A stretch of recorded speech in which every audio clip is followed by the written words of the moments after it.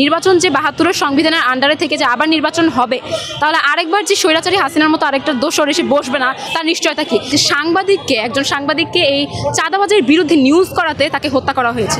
মানে এই সরকার নিরাপত্তা দিতে চরমভাবে ব্যর্থ। আমরা দেখতে পাচ্ছি না সফল হয়েছে। প্রতিটা পরতে প্রতিটা সেক্টরে প্রতিটা ক্ষেত্রে এই জন আকাঙ্ক্ষা ব্যর্থ হয়েছে।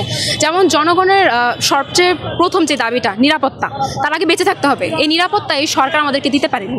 এমনকি পরবর্তী সময়ে আমরা যে এতগুলো বছর যাবৎ এই যে স্বৈরাচারী সরকার মাধ্যমে নির্যাতিত হয়েছি, সেমভাবে কোনো একটা যৌক্তিক দাবি বলেন বা যে কোনো কিছু ক্ষেত্রে বলেন, পুলিশ সেমভাবে আবার আমাদের গায়ে হাত তুলছে, সেমভাবে স্টুডেন্টদের উপরে গুলি ছুটছে। আর গতকালকের একটা ঘটনা যদি বলি, যে একজন সাংবাদিককে এই চাঁদাবাজের বিরুদ্ধে নিউজ করাতে তাকে হত্যা করা হয়েছে।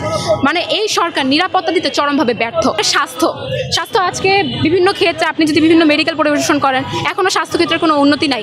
আর এই যে নির্বাচন যে ৭২-এর সংবিধানের আন্ডারে থেকে যে আবার নির্বাচন হবে, তাহলে আরেকবার যে স্বৈরাচারী হাসিনার মতো আরেকটা দোসর এসে বসবে না তার নিশ্চয়তা কি? আর এটা সম্পূর্ণরূপে একটা মুজিববাদী সংবিধান।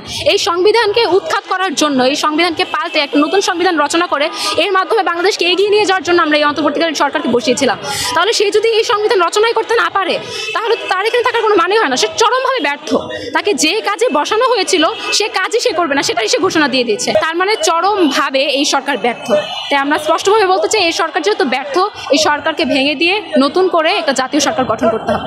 প্রশাসন বাহিনীর বর্তমান আর পূর্বের পরিস্থিতি কিছুই বলার নেই, কারণ প্রশাসন বাহিনী হাসিনার আমলে যেটা ছিল এখনও সেটাই আছে।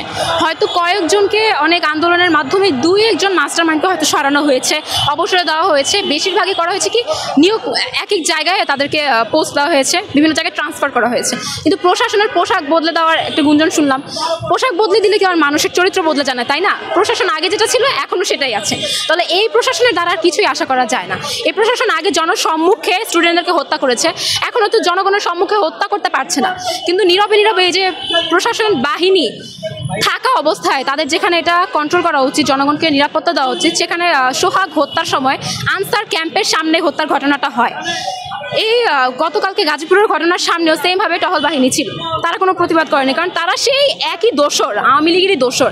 তারা চাইবে না এই বাংলাদেশের জনগণ স্বাধীনতা পাক, তারা চাইবে তারা এইভাবেই মরে যায়। তো এই ক্ষেত্রে আর প্রশাসন বাহিনীর ক্ষেত্রে কিছু বলার নেই। আর আমরা এই প্রশাসন বাহিনী আশা করছি না এই দেশ থেকে। তাই চাইব প্রশাসন বাহিনীকে এই বিগত ১৭ বছরে যেই ভারতের দালালি করা এবং যে স্বৈরাচারের দোসর দিয়ে গঠিত হয়েছে প্রশাসন বাহিনী, এই প্রশাসন বাহিনীকে ভেঙে দিয়ে যাতে বিপ্লবীদেরকে নিয়ে একটা নতুন প্রশাসন গঠন করা হয়।